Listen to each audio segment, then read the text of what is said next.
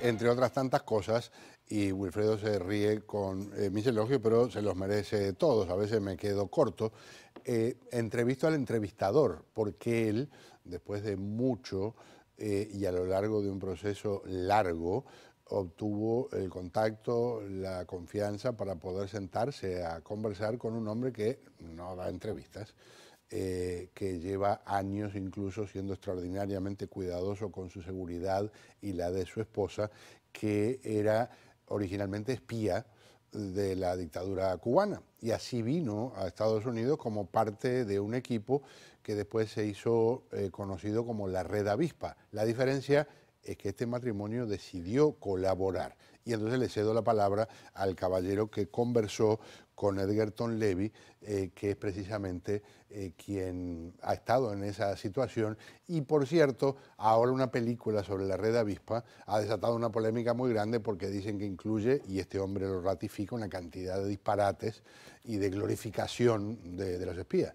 Incluso yo creo que la película ha servido para movilizar a Edgerton a terminar su libro y a contar realmente toda esta sarta de farsa, que es justamente lo que se ha contado como historia oficial y como parte de la avalancha propagandística que destiló el gobierno cubano para reclamar la liberación de los 5 agentes que formaron parte de una red que al menos tenía 27 personas, entre agentes y oficiales legales y oficiales ilegales. Quiero hacer importante esta diferencia, porque por primera vez, como parte del desmantelamiento de la red, se capturaron en Estados Unidos oficiales ilegales. Se capturaron varios oficiales ilegales. De los 5, 3 eran oficiales ilegales. ¿Qué quiere decir? Que son gente que estaban en Estados Unidos con identidad falsa, mayoritariamente de personas o de niños muertos al nacer, o de niños, bebés muertos a muy temprana edad, y esas fueron las identidades que ellos utilizaron. Y por primera vez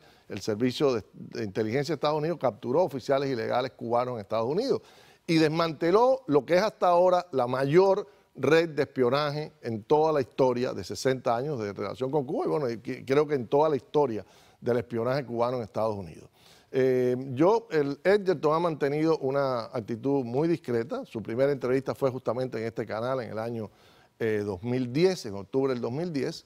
Después él ha hecho una vida muy austera en el sentido de no dar y yo creo que hay 2 momentos muy decepcionantes y a la vez yo diría que estimulantes para que él saliera a terminar su libro, que el libro estuvo también limitado por la relación con él con el FBI, que le prohibió ni usar ni hacer ninguna mención a nada de eso durante los siguientes 5 o 6 años de la relación que ellos tuvieron con el FBI.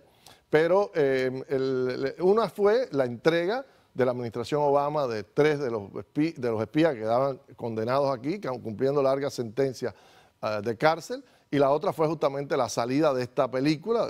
Está basada en un libro que yo creo que es lo que no se ha dicho, ni ha dicho la prensa, ni los grandes medios de Estados Unidos, que es un libro que fue mandado a ser, ordenado por la seguridad del Estado. No lo está diciendo yo, no lo está diciendo el señor Edgerton Levy, lo está diciendo el propio autor, Fernando Moraes, que es un periodista muy connotado, con un largo historial como periodista investigador, y que lo dice al final del libro, que él se reunió con Alarcón, el floridita, y le dijo: ya puedes hacer el libro, los señores de la seguridad del Estado te dieron visto bueno. El señor vino a Miami, se valió de algunos asesores, y que algunos estaban en los medios de aquí de Miami, que le ayudaron a revisar todas las evidencias del FBI, donde estaban todas las páginas que había desclasificado el FBI. Y ya Edgerton había salido a la luz pública. Y ese libro obvia completo, y además es un libro descarado, porque en una de las páginas el libro se pregunta, que nunca,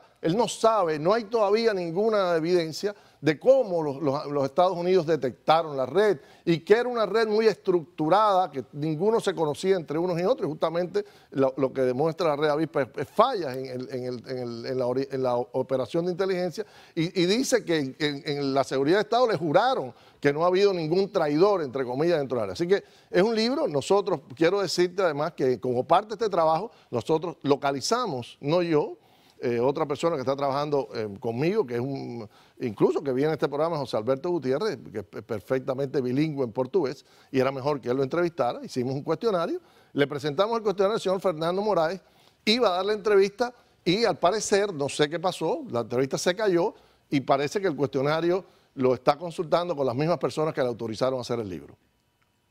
Alucinante. O sea que si da la entrevista es que le dio permiso a la seguridad del Estado. Ya. Lo creo que, y es importante en la entrevista que se diga que esta red está penetrada, descubierta, desde el mismo día que se empezó a conformar en territorio de Estados Unidos. Es decir, Edgerton Levy llegó como una operación de salida ilegal de Cuba a mediados del año 93. Fue recibido por Arturo Cobo en la casa del balsero de Cayo Hueso. Ahí era la prueba de que estaban, lo entrevistó el Canal 4, creo, lo entrevistó el Canal 10 y salió en el Herald la nota de que llegó un desertor, profesor universitario, los dos eran profesores universitarios, la pareja, con un niño pequeño de 6 años. Inmediatamente, meses después, él contactó al FBI, él hablaba perfecto inglés porque en su casa, desde su infancia se hablaba en inglés, su padre era de origen jamaicano, su madre era una profesora de inglés, y eso le abrió muchas puertas siempre, le abrió las puertas también de llegar al FBI. El FBI estaba alerta y la red empezó a ser revisada, seguida, toda la documentación en poder del FBI, y creo que es importante decirle a la gente esto, a ver si alguna vez sale a la luz. Cuba se ha negado a reconocer que esta red estaba penetrada, y se trata de que en el año 98, recordará que Fidel Castro le mandó una carta con García Márquez a Clinton para decirle que tenía información de los terroristas en Miami, y le dio una lista de toda la gente que supuestamente estaba metido en actividades terroristas. Y el FBI ya estaba sobre la base de la red. El FBI fue a Cuba, hizo un paripé durante una semana, recopiló la información que le estaban brindando y en septiembre terminó arrestando a los miembros de la red. No los arrestaron por esta investigación, los arrestaron porque el señor Héctor Pesquera tuvo una presión insistente sobre el Departamento de Justicia y llegó a decir que si no se encausaba a los responsables del asesinato de los 4 pilotos hermanos de rescate, él iba a salir renunciando y decir que el gobierno de Estados Unidos tenía una responsabilidad con encausar a estas personas. Héctor Pesquera, por cierto, alto funcionario del FBI, ahora es director de seguridad de Puerto Rico.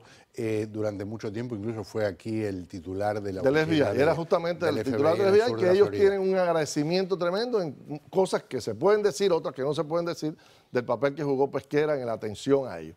Pero lo otro importante, que creo que es importante, que incluso el pueblo cubano alguna vez lo reconozca, y este libro quizás pueda ayudar en eso, es volver a recordar en esa papelería, en esos documentos, los que se han podido desclasificar, quedan como 3.000 páginas sin desclasificar, pero en esos documentos está cosas que también el libro de Moraes, que la película de Assange y de todo esto, obvia, que es las actividades fundamentales. La prioridad no era los supuestos terroristas del exilio, la actividad fundamental era penetrar el Comando Sur, buscar puntos por donde se podían introducir armas y explosivos y esconderlas en Estados Unidos, era quemar el hangar de la organización Hermanos al Rescate y simular que era Basulto con su gente tratando de cobrar un seguro para reclamar fondos a los exiliados. Era mandar bombas por el correo, tener controlados los funcionarios locales, los congresistas, los funcionarios municipales, los representantes estatales. Es decir, ese era el papel de la red que Cuba, la gente en Cuba, la mayoría de los cubanos desconoce, que le han vendido esta píldora, que además la han exportado, porque ¿quiénes hacen los libros sobre los espías? El señor Fernando Moraes y la otra película que está en camino, es un señor Stephen Kimber, que es un canadiense, que va a vender seguramente la versión, es un libro que ya está hecho, es un libro totalmente oficial, vamos a decir, de la versión cubana. Él visitaba a los espías en la cárcel y viene la próxima película, así que tendremos otra película de propaganda sobre la falsa verdad de Cuba. Y me queda claro que esto necesita que en estos próximos días tengamos más conversaciones sobre el tema. Me reí porque pensé que Wilfredo en un momento iba a decir que el otro libro que lo escribió un cana, pensé que iba a decir ya, ¿no? Un canalla. Un canadiense. Pero era un canadiense, es un canadiense el autor. Es un periodista supuestamente muy prestigioso también. Cuba evidentemente no se queda con esa versión. Le conviene más que como hacía con los reportajes de Estela Bravo sobre los Marielitos, es mejor dárselo a un realizador internacional o a un extranjero para que rebote esa verdad y entonces la verdad, la versión del mentiroso la digan otras personas fuera de Cuba. Claro. Un placer. Igualmente. Vamos a un paréntesis.